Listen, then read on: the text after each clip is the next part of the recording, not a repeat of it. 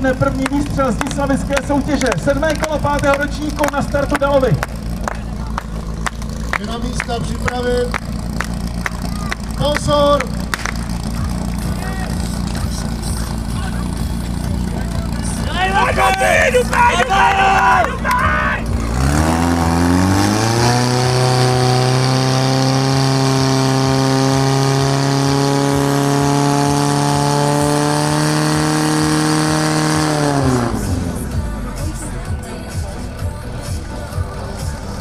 A troufnu si tvrdit, že tohle to nebude 19kový čas.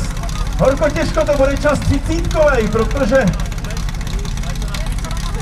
nám tam zaspal levý proudář. On jeden pravý měl trošku problém, ale stihnul to. Ten levý se nám tak trošku zapomněl.